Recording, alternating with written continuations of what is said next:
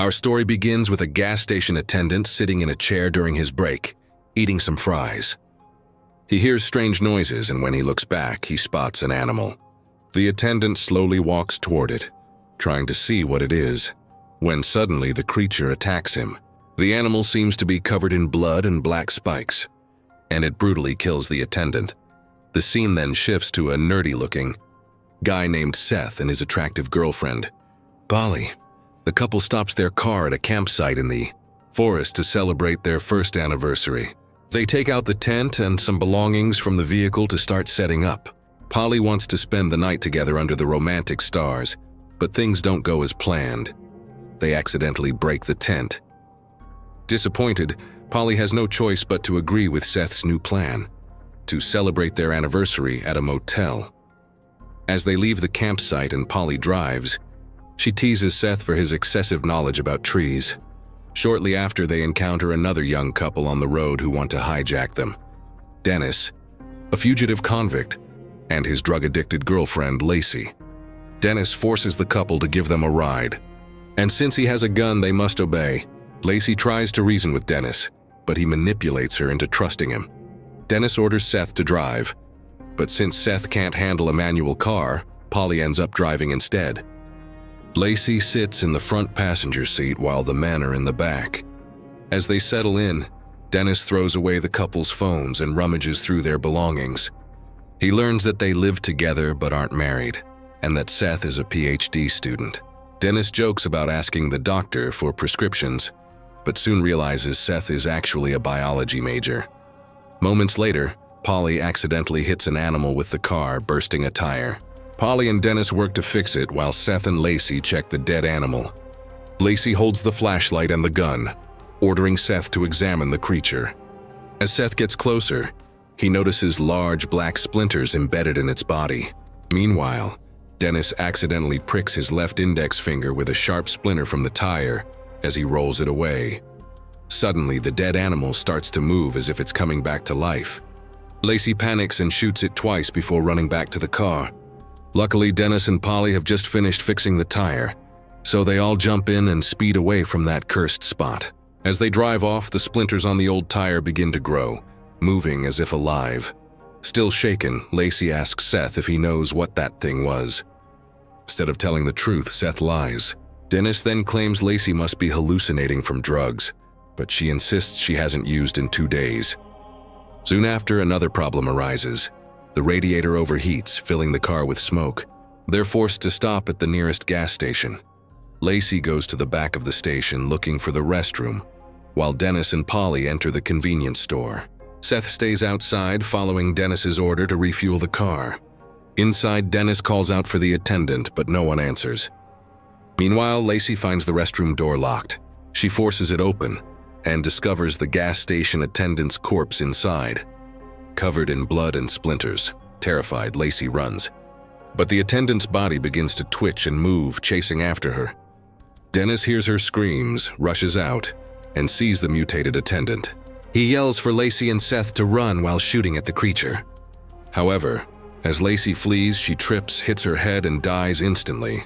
Despite the gunshots, the attendant keeps moving and throws himself onto the car hood, right over the radiator. The 3 survivors rush into the convenience store and lock the door. Polly tries to call for help, but Dennis smashes the phone. He can't risk being caught. While smoking behind the counter, Dennis notices a CCTV monitor showing movement outside. He carefully goes out to check, while Seth and Polly watch the screen.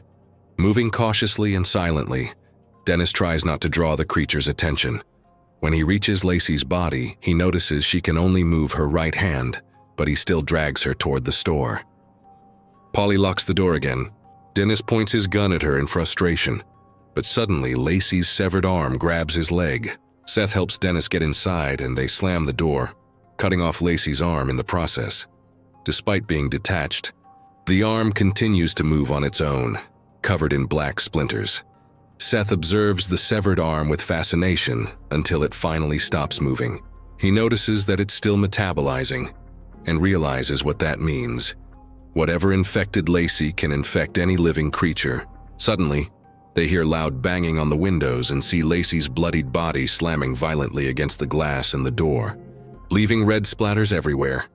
Seth helps Dennis move toward the back, where they find another door that could serve as an exit. Polly instructs Seth to find the keys, so he goes to the front of the store and searches but can't locate them. Meanwhile, Dennis tells Polly they'll need a screwdriver to remove the door hinges. Polly tells Seth to grab it, and he quickly finds one. He rushes back and Polly starts removing the screws. Together, she and Seth manage to take down the rusty back door, only to find another locked gate behind it, almost like a cell door, blocking their escape. Suddenly, the pounding stops. They hear footsteps. Lacey's on the roof. Panicking, they quickly reattach the rusty door before she can find and use it to reach them. As Lacey moves overhead, the group quietly prepares to escape. But just then, a police officer arrives outside. She spots Dennis, points her gun at him, and orders him to surrender. Polly and Seth desperately try to warn her about the creature, but the officer ignores them, fully focused on arresting Dennis. While she's calling for backup, Lacey suddenly leaps from above, attacking the officer. Wrapping her bloody legs around the woman's torso, Lacey lifts her completely off the ground. The officer screams in agony as Lacey brutally tears her in half. She drags away the upper half of the body, leaving the lower half twitching on the ground. Polly breaks down crying in terror. Her only hope of rescue just died horrifically. Meanwhile, Lacey merges the upper half of the officer's body into her own, becoming an even larger and more grotesque creature. Seth and Polly start arguing. Seth wants to figure out what they're dealing with first, but Polly just wants to run to the police car and escape immediately. During their argument, Dennis's left index finger, the one pricked by the splinter, starts showing signs of infection. The dark veins spread rapidly up his arm, but Dennis ignores it, grateful that he hasn't lost the limb yet. Dennis then comes up with an idea. He tells the couple that they could start a forest fire to attract rescue teams. Despite Seth's objections, Dennis and Polly begin pouring gasoline through the opening in the back door, letting it flow directly into the woods outside. Suddenly, Seth hears a faint sound coming from the local radio inside the store. He alerts the others and thinks of another plan. He grabs a few metal hangers, bending them into a long hook so they can reach the radio without leaving the safety of the store. He extends the hook through a gap in the counter, trying to lift the radio cord. Dennis joins in, adding another hanger to make it longer. At that moment, Dennis's infected arm begins twitching violently, moving on its own as if trying to break free from his body. He ignores the pain, wraps it tightly, and hands the extended hanger back to Seth. With the extra reach, Seth finally manages to hook the radio and start pulling it toward them. Suddenly, Lacey appears again. Seth quickly yanks the radio inside, but her monstrous arm shoots through the opening. Polly grabs a bat and slams it repeatedly until the arm is severed from Lacey's body.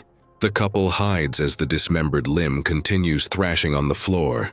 When things quiet down, they realize Dennis is gone. Seth looks around. There's no way Dennis could have just disappeared. Polly calls his name, but before they can react, the severed arm starts crawling toward them. The couple retreats as it attacks, until Dennis suddenly reappears, emerging from inside a walk-in freezer. He warns them to be careful. The splinters are spreading fast. Polly rushes into the freezer while Seth kicks the twitching arm away and follows her just in time. The arm keeps slamming against the glass, but after a few seconds it stops moving and crawls off. Moments later, Dennis's left arm begins twisting violently on its own. Blood splatters onto the floor as black splinters emerge from his skin. Realizing the infection is spreading fast, Dennis tells them to cut off his arm. The two hesitate but obey. Before they can finish, Dennis loses consciousness. Determined, Polly covers his arm while Seth begins cutting. But the knife isn't sharp enough to sever the bone.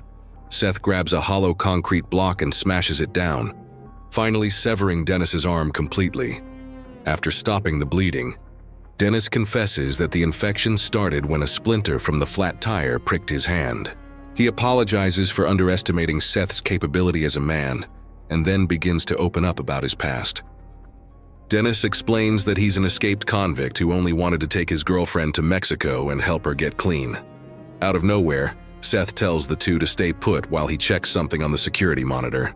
On the screen, he points out that the infected gas station attendant ran straight toward the car, not toward them.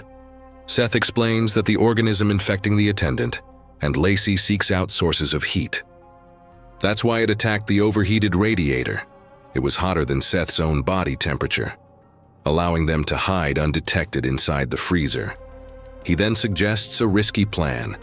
If he can lower his body temperature to below 93 degrees Celsius, around 33.8 degrees Celsius, using ice, he might be able to reach the police car outside without being detected. The group agrees. Back inside the freezer, Polly and Dennis cover Seth's body with bags of ice. After a while, Seth steps out, trembling violently but still carrying a bag of ice against his chest to keep his body temperature low. Meanwhile, Polly distracts Lacey by lighting and tossing fireworks out the back door. Seth manages to reach the police car, but realizes that both the car and its radio are useless without the keys. Back inside, Dennis and Polly switch places to monitor the situation. Polly watches as Seth and Dennis coordinate the fireworks distraction, but suddenly Lacey disappears from sight. Seth's body temperature begins to rise slowly, and just as it does, Lacey appears right beside the police car, waiting to strike. At that moment, Dennis bursts outside holding a lit firework, shouting to get Lacey's attention. She turns toward him and he throws the firework before running back inside. Dennis struggles to lock the door, but Lacey breaks through, forcing him and Polly to retreat into the freezer once again. The creature slams her massive, splinter-covered body against the glass repeatedly, while one of the discarded fireworks ignites a trail of gasoline near the back of the store. Just then, Seth returns. He's made it back from the car, now carrying a shotgun he found inside the police vehicle. He fires several rounds at Lacey, buying Polly and Dennis enough time to escape the freezer. Seth tosses the shotgun to Dennis while he and Polly run out of the building. Dennis, now heavily infected and barely standing, manages to fire a few more shots until he runs out of ammo. Lacey lunges at him, spreading the infection even further through his body. In a final act of defiance, Dennis reloads outside, aims at one of the gas pumps and fires, causing a massive explosion that engulfs the entire station in flames, killing Lacey and destroying every trace of the infection. Sometime later, Seth and Polly walk along a deserted road under the quiet morning sun, talking calmly about trees as if nothing had happened. But deep in the forest, unseen by them, another infected animal crawls through the shadows, ready to attack the next unsuspecting camper at any moment. This is the end. If you got this far, comment pineapple, subscribe, and give it a thumbs up. Until next time, bye-bye.